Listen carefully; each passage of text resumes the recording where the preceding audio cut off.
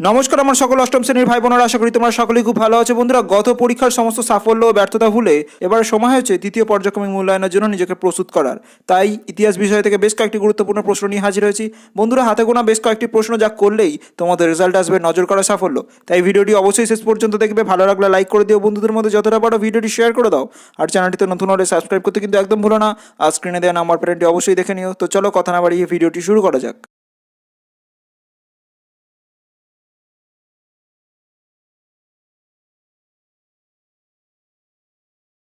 প্রথমেই আসি, দেখো বন্ধুরা, নিচের প্রশ্নগুলির উত্তর দাও যার প্রতিটির মান এক। প্রথম প্রশ্ন, শিবাজি ও গণপতি উৎসব কে শুরু করেন? সঠিক উত্তর বাল গঙ্গাধর তিলক। পরের প্রশ্ন, সাম্প্রদায়িক বাঁটোয়ারা নীতি কে ঘোষণা করেন? সঠিক উত্তর ব্রিটিশ প্রধানমন্ত্রী র্যামসে ম্যাকডোনাল্ড। এবার আসি পরবর্তী প্রশ্ন, দেখো, জাতীয় মেলা কে প্রতিষ্ঠা করেন? সঠিক উত্তর নবগোপাল মিত্র। পরের প্রশ্ন, কে কবে আর্য সমাজ প্রতিষ্ঠা করেন? সঠিক উত্তর স্বামী দয়ানন্দ সরস্বতী, 1875 খ্রিস্টাব্দে। এবার আসি পরবর্তী প্রশ্ন, দেখো বন্ধুরা, কত খ্রিস্টাব্দে মন্টেগু চেমসফোর্ড সংস্কার আইন পাশ হয়? সঠিক উত্তর 1919 খ্রিস্টাব্দে। পরের প্রশ্ন, কংগ্রেস খিলাফত স্বরাজ্য দল কে কবে তৈরি করেন?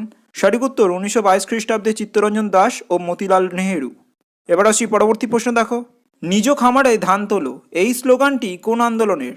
সঠিক উত্তর তেভাগা আন্দোলনের। পরের প্রশ্ন, নওজোয়ান ভারত সভা কে গঠন করেন? সঠিক উত্তর ভগৎ সিং।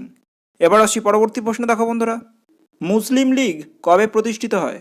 সঠিক উত্তর 1906 খ্রিস্টাব্দে 30শে ডিসেম্বর। পরের প্রশ্ন, গণপরিষদের স্থায়ী সভাপতি কে ছিলেন? সঠিক উত্তর ডক্টর রাজেন্দ্র প্রসাদ। পরের প্রশ্ন, কৃষক প্রজা পার্টি কে গঠন করেন? সঠিক উত্তর এ কে ফজলুল হক। এবার আসি পরবর্তী প্রশ্ন, দেখো, নারী শিক্ষা বিস্তারে পুনা শহরে কে বিদ্যালয় প্রতিষ্ঠা করেন? সঠিক উত্তর জ্যোতিরাও ফুলে বা জ্যোতিবা ফুলে।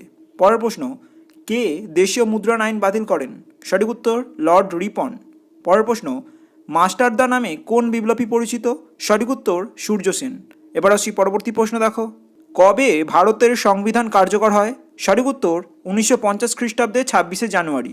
পরের প্রশ্ন, সংবিধানের বিবেক বা সংবিধানের আত্মা কাকে বলা হয়? সঠিক উত্তর প্রস্তাবনাকে। এবার আসি পরবর্তী প্রশ্ন, দেখো, সারে জাহাঁ সে আচ্ছা হিন্দুস্তান হামারা কবিতাটি কার লেখা? সঠিক উত্তর মোহাম্মদ ইকবালের। পরের প্রশ্ন, স্বাধীন ভারতের সংবিধানের মূল রূপকার কে ছিলেন?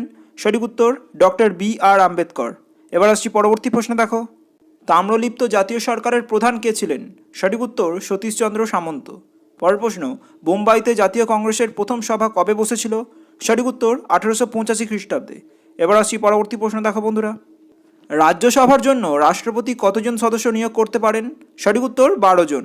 পরের প্রশ্ন, কোন জাহাজে প্রথম নৌ বিদ্রোহ হয়েছিল? সঠিক উত্তর তলোয়ার নামক জাহাজে। পরের প্রশ্ন, হুল শব্দের অর্থ কী? সঠিক উত্তর বিদ্রোহ। এবার আসছি পরবর্তী প্রশ্ন, দেখো বন্ধুরা, কে কবে কলকাতায় ফোর্ট উইলিয়াম কলেজ প্রতিষ্ঠা করেন? সঠিক উত্তর 1800 খ্রিস্টাব্দে লর্ড ওয়েলেসলি। পরের প্রশ্ন, আত্মীয় সভা কে কবে প্রতিষ্ঠা করেন?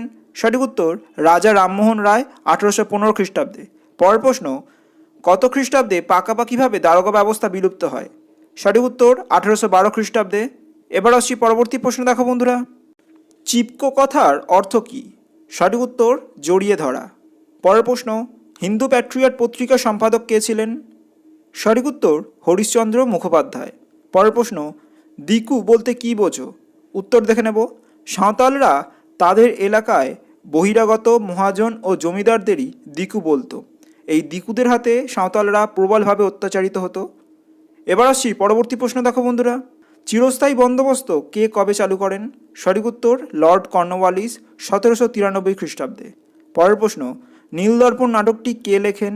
সঠিক উত্তর দীনবন্ধু মিত্র। পরের প্রশ্ন, ভারতের আধুনিক মানুষ কাকে বলা হয়? সঠিক উত্তর রাজা রামমোহন রায়কে। এবার আসছি পরবর্তী প্রশ্ন, দেখো বন্ধুরা, আলিগড় অ্যাংলো ওরিয়েন্টাল কলেজকে কবে প্রতিষ্ঠা করেন? সঠিক উত্তর 1875 খ্রিস্টাব্দে স্যার সৈয়দ আহমেদ খান। পরের প্রশ্ন, ভারতীয় আইনসভার উচ্চকক্ষ ও নিম্নকক্ষের নাম কি? সঠিক উত্তর ভারতের আইনসভার উচ্চকক্ষ হল রাজ্যসভা এবং নিম্নকক্ষ হল লোকসভা। এবার আসছি পরবর্তী প্রশ্ন, দেখো বন্ধুরা, বাংলার নদীপথগুলি কে জরিপ করেছিলেন? সঠিক উত্তর জেমস রেনেল। পরের প্রশ্ন, বাংলা ভাষায় প্রকাশিত প্রথম মাসিক ও সাপ্তাহিক পত্রিকার নাম কি? সঠিক উত্তর মাসিক পত্রিকা হলো দিগদর্শন ও সাপ্তাহিক পত্রিকা হলো সমাচার দর্পণ। এবার আসছি পরবর্তী প্রশ্ন, দেখো, বাংলা ও পাঞ্জাব অঞ্চলের সীমানা নির্ধারণের জন্য কি গঠিত হয়? সঠিক উত্তর র্যাডক্লিফ লাইন। পরের প্রশ্ন, ঔপনিবেশিক ভারতে প্রথম কাপড়ের কারখানা কোথায় চালু হয়েছিল? সঠিক উত্তর হুগলির রিসরায়। এবার আসছি পরবর্তী প্রশ্ন দেখো, পৌরসভার সদস্যদের কি বলা হয়? সঠিক উত্তর কাউন্সিলর। পরের প্রশ্ন, কাকে ভারতের নাইটিঙ্গেল বলা হয়? সঠিক উত্তর সরোজিনী নাইডুকে। পরের প্রশ্ন, কাইজার ই হিন্দ উপাধি কে পেয়েছিলেন? সঠিক উত্তর মহাত্মা গান্ধী।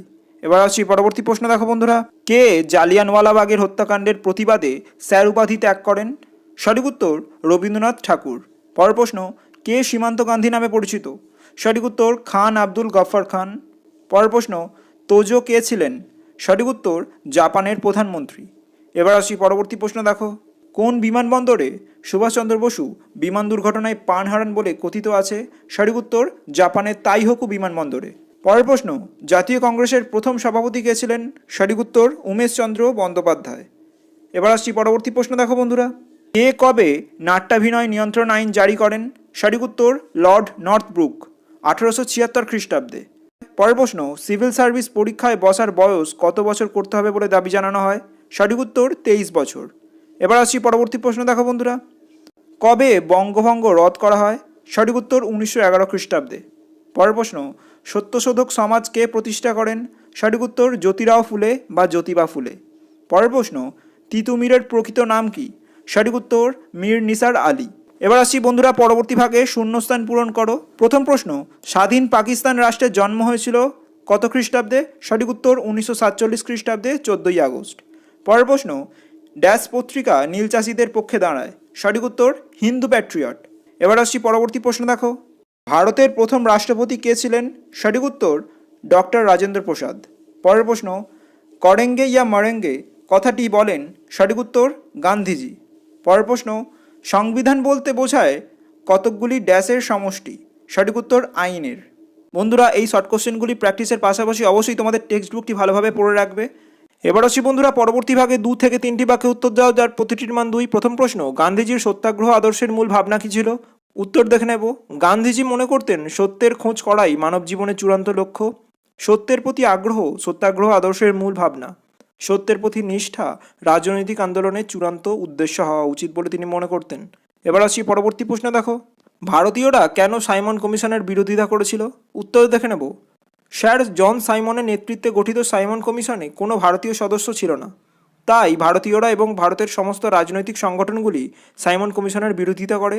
তারা দাবি জানায় যে সাইমন ফিরে যাও। এবার আসছি পরবর্তী প্রশ্ন দেখো, অল ইন্ডিয়া অভিযান কি?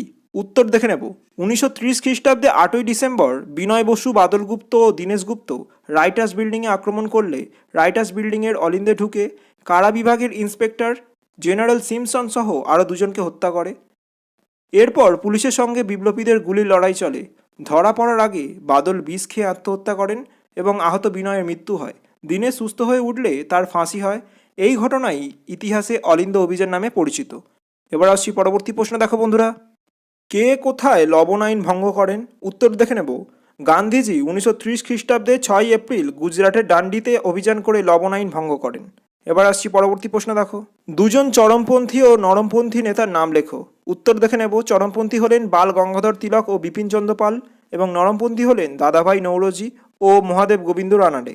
এবার আসছি পরবর্তী প্রশ্ন দেখো, কে কত খ্রিস্টাব্দে বঙ্গভঙ্গের পরিকল্পনা করেন? উত্তর দেখে নেব। লর্ড কার্জন 1905 খ্রিস্টাব্দের 19শে জুলাই বঙ্গভঙ্গের পরিকল্পনা করেন এবং 1905 খ্রিস্টাব্দের 16ই অক্টোবর পরিকল্পনা বাস্তবায়িত করা হয়। এবার আসছি পরবর্তী প্রশ্ন দেখো, লাল বাল পাল বলতে কাদের বোঝানো হয়? উত্তর দেখে নেব। লালা লাজপত রায়, বাল গঙ্গাধর তিলক ও বিপিনচন্দ্র পাল, এদের 3জনকেই একত্রে লাল বাল পাল নামে অভিহিত করা হয়। এবার আসছি পরবর্তী প্রশ্ন দেখো, কাকে কেন সীমান্ত গান্ধী বলা হয়? উত্তর দেখে নেব। ভারতের উত্তর পশ্চিম প্রান্তে খান আব্দুল গফর খানের নেতৃত্বে পাঠানরা আইন অমান্য আন্দোলনে সামিল হয়েছিলেন। তারা ছিলেন অহিংস্র গান্ধীবাদী সংগ্রামী। গান্ধী অনুগামী হওয়ার সুবাদে খান আব্দুল গফর খানকে সীমান্ত গান্ধী বলা হয়। এবার আসছি পরবর্তী প্রশ্ন দেখো, হিউম ডারফিন ষড়যন্ত্র তত্ত্ব কি? উত্তর দেখে নেব। 1913 খ্রিস্টাব্দে প্রাক্তন সিভিল সার্ভেন্ট উইলিয়াম ওয়েডারবার্ন জানান যে হিউম ও বড়লাট লর্ড ডারফিনের যৌথ উদ্যোগে নাকি জাতীয় কংগ্রেসের সৃষ্টি হয়েছিল। এই তত্ত্বটি কংগ্রেস প্রতিষ্ঠার হিউম ডারফিন ষড়যন্ত্র তত্ত্ব নামে পরিচিত। এবার আসছি পরবর্তী প্রশ্ন দেখো, ইলবার্ট বিল বিতর্ক কি? উত্তর দেখে নেব। ভারতীয় বিচারকদের ইউরোপীয়দের বিচার করার অধিকার ছিল না। গভর্নর জেনারেল লর্ড রিপন তার প্রস্তাবিত একটি বিলে ভারতীয় বিচারকদের ইউরোপীয়দের বিচার করার অধিকার দেন। ফলে ইউরোপীয়রা বিদ্রোহ ঘোষণা করলে বিদ্রোহের ফলে বিল প্রত্যাহার করা হয় এবং ভারতীয়রা আবার পাল্টা আন্দোলন শুরু করেন। উভয় পক্ষের এই আন্দোলন ও পাল্টা আন্দোলনই ইলবার্ট বিল বিতর্ক নামে পরিচিত। এই বিল প্রস্তাবে সাহায্য করেছিলেন লর্ড রিপনের আইনজীবী ইলবার্ট। এবার আসছি বন্ধুরা পরবর্তী প্রশ্নে, র্যাডক্লিফ লাইন কি? যার সঠিক উত্তর রয়েছে বন্ধুরা তোমাদের পাঠ্য বইয়ের 144 নম্বর পৃষ্ঠায়। পরের প্রশ্ন, ভারতকে ধর্মনিরপেক্ষ রাষ্ট্র বলা হয় কেন? সঠিক উত্তর রয়েছে তোমাদের পাঠ্য বইয়ের 148 নম্বর পৃষ্ঠায়।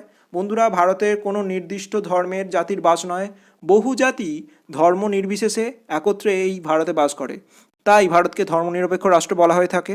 এবার আসি পরবর্তী প্রশ্নে, দ্বিজাতি তত্ত্ব বলতে কি বোঝো? যার সঠিক উত্তর রয়েছে বন্ধুরা তোমাদের পাঠ্য বইয়ের 141 নম্বর পৃষ্ঠায়। সাধারণত জাতির ভিত্তিতে দেশ বিভাজনের জন্য মোহাম্মদ আলী জিন্না 1940 খ্রিস্টাব্দে মুসলিম লীগের লাহোর অধিবেশনে দ্বিজাতি তত্ত্বের প্রসঙ্গ আনেন। ভারতে মুসলিম জনগণের স্বার্থের কথা মাথায় রেখে পাকিস্তান রাষ্ট্র গঠনের জন্য দ্বিজাতি তত্ত্বের ঘোষণা করা হয়। ভারত বিভাজন তথা পাকিস্তান রাষ্ট্রের গঠনের জন্য দ্বিজাতি তত্ত্বের ভূমিকা অনেক গুরুত্বপূর্ণ।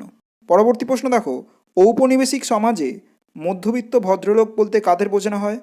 যার সঠিক উত্তর রয়েছে বন্ধুরা তোমাদের পাঠ্য বইয়ের 77 নম্বর পৃষ্ঠায়। এবার আসি পরবর্তী প্রশ্ন দেখো, গান্ধী আরউইন চুক্তি বলতে কি বোঝো? উত্তর দেখে নেব। 1931 খ্রিস্টাব্দে 5ই মার্চ গান্ধী ও লর্ড আরউইনের মধ্যে যে চুক্তি হয় তাকেই বলা হয় দিল্লি চুক্তি বা গান্ধী আরউইন চুক্তি। এবার আসছি বন্ধুরা পরবর্তী ভাগে 3 থেকে 4টি বাক্যে উত্তর দাও যার প্রতিটির মান 3। প্রথম প্রশ্ন, চৌরি চৌরার ঘটনা কি? যার সঠিক উত্তর রয়েছে বন্ধুরা তোমাদের পাঠ্য বইয়ের 119 নম্বর পৃষ্ঠায়। পরের প্রশ্ন, বিনয় বাদল দীনেশ স্মরণীয় কেন? যার সঠিক উত্তর রয়েছে বন্ধুরা তোমাদের পাঠ্য বইয়ের 123 নম্বর পৃষ্ঠায়। এবার আসছি পরবর্তী প্রশ্ন দেখো, বিপ্লবী ভগৎ সিং স্মরণীয় কেন? বা বিপ্লবী ভগৎ সিং সম্পর্কে একটি টিকা লেখো। যার সঠিক উত্তর রয়েছে বন্ধুরা তোমাদের পাঠ্য বইয়ের 123 নম্বর পৃষ্ঠায়। পরের প্রশ্ন, ভারতীয় সংবিধানে উল্লিখিত মৌলিক কর্তব্যগুলি লেখো। এর সঠিক উত্তর পেয়ে যাবে বন্ধুরা তোমাদের পাঠ্য বইয়ের 157 নম্বর পৃষ্ঠায়।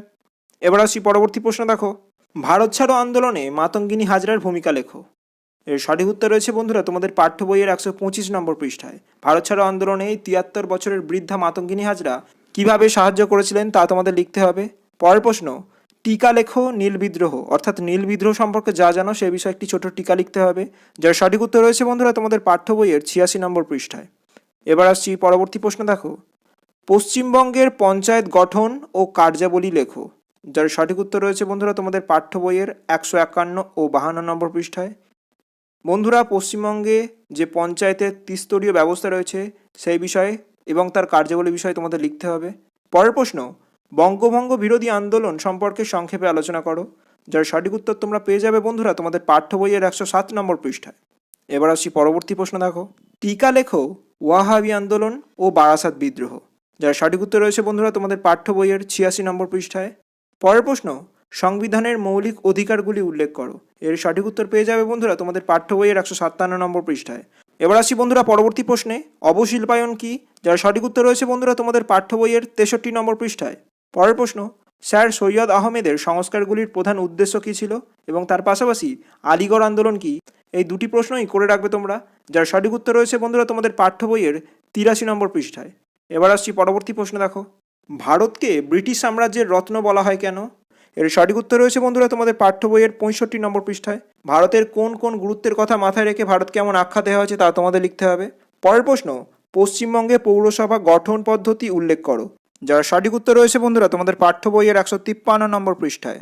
এবার আসি পরবর্তী ভাগে 4 থেকে 5টি বাক্যে উত্তর দাও যার প্রতিটির মান 5।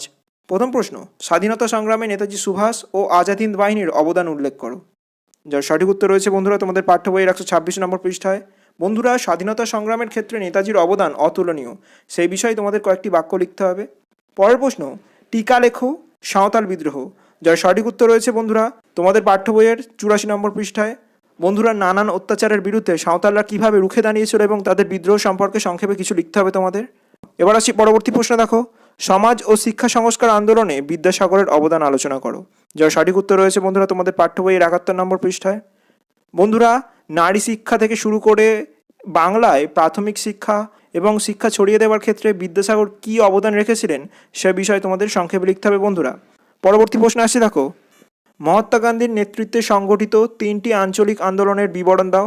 যার সঠিক উত্তর রয়েছে বন্ধুরা তোমাদের পাঠ্য বইয়ের 118 নম্বর পৃষ্ঠায়। এবার আসছি পরবর্তী প্রশ্ন দেখো, ভারতের স্বাধীনতা সংগ্রামে ভারত ছাড়ো আন্দোলনের গুরুত্ব আলোচনা করো। যার সঠিক উত্তর তোমাদের পাঠ্য বইয়ের 124 নম্বর পৃষ্ঠায়। বন্ধুরা 1942 খ্রিস্টাব্দে সংগঠিত হওয়া এই আন্দোলনটি ইংরেজদের ভারত থেকে বিতাড়িত করতে কতটা গুরুত্বপূর্ণ ভূমিকা পালন করেছিল তা তোমাদের লিখতে হবে। পরের প্রশ্ন, বাংলার কৃষক সমাজের ওপর চিরস্থায়ী বন্দোবস্তের প্রভাব আলোচনা করো। এর সঠিক উত্তর রয়েছে বন্ধুরা তোমাদের পাঠ্য বইয়ের 53 নম্বর পৃষ্ঠায়। বন্ধুরা ইংরেজ প্রবর্তিত এই চিরস্থায়ী বন্দোবস্ত বাংলার কৃষকদের দুরবস্থার জন্য কতটা দায়ী ছিল তা তোমাদের লিখতে হবে।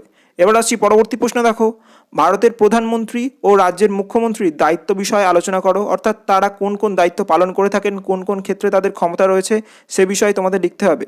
এর সঠিক উত্তর রয়েছে বন্ধুরা তোমাদের পাঠ্য বইয়ের 150 ও 51 নম্বর পৃষ্ঠায়। পরবর্তী প্রশ্ন দেখো, টিকা লেখো 1946-এর নৌবিদ্রোহ, অর্থাৎ নৌবিদ্রোহ ঘটার কারণ কি, কোথায় হয়েছিল, সেই সকল বিষয়ে একটি সংক্ষিপ্ত তোমাদের উত্তর লিখতে হবে। এর সঠিক উত্তর রয়েছে বন্ধুরা তোমাদের পাঠ্য বইয়ের 132 নম্বর পৃষ্ঠায়। এবার আসছি পরবর্তী প্রশ্ন দেখো, রাওলাট সত্যাগ্রহ ও জালিয়ানওয়ালাবাগের হত্যাকাণ্ড সম্পর্কে যা জানো লেখো। যার সঠিক উত্তর রয়েছে তোমাদের পাঠ্য বইয়ের 118 নম্বর পৃষ্ঠায়। রাওলাট সত্যাগ্রহের প্রতিবাদ করতে গিয়েই যে পাঞ্জাবের জালিয়ানওয়ালাবাগে নৃশংস হত্যাকাণ্ড ঘটেছিল সেই সম্পর্কে তোমাদের বেশ কয়েকটি বাক্য লিখতে হবে। পরের প্রশ্ন, 1857 খ্রিস্টাব্দে সিপাহী বা মহাবিদ্রোহের কারণগুলি উল্লেখ করো। যার সঠিক উত্তর রয়েছে বন্ধুরা তোমাদের পাঠ্য বইয়ের 87 নম্বর পৃষ্ঠায়। 1857 খ্রিস্টাব্দে সংগঠিত হওয়া এই সিপাহী বিদ্রোহ বা মহাবিদ্রোহের কারণ কি ছিল তা তোমাদের লিখতে হবে। আজ এ পর্যন্তই বন্ধুরা। তবে ভিডিওটি শেষ করার পূর্বে তোমাদের সামনে একটি প্রশ্ন উপস্থাপন করছি যে কততম সংবিধান সংশোধনে ভারতের সংবিধানে সমাজতান্ত্রিক ও ধর্মনিরপেক্ষ আদর্শ দুটি যুক্ত করা হয়। প্রশ্নের উত্তরটি জানা থাকলে বন্ধুরা এই ভিডিওর কমেন্টে লিখে জানাতে কিন্তু একদমই ভুলো না। বন্ধুরা এই সকল প্রশ্ন প্র্যাকটিসের পাশাপাশি অবশ্যই তোমাদের বিদ্যালয় থেকে যে সকল প্রশ্ন প্র্যাকটিসের কথা বলা হচ্ছে সেগুলি ভালোভাবে লক্ষ্য রাখবে। ভিডিওটি অযথা না বাড়ানোর জন্যই আমরা বেশ কয়েকটি প্রশ্নের পাঠ্য বইয়ের পৃষ্ঠা নম্বর দাগ দিয়ে দিয়েছি। তো আজ এ পর্যন্তই। ভিডিও সংক্রান্ত কোনো অসুবিধা হলে অবশ্যই কমেন্টে লিখে জানাবে। দেখা হচ্ছে পরের ভিডিওয়। ততক্ষণ সুস্থ থেকো, সাথে থেকো। নমস্কার।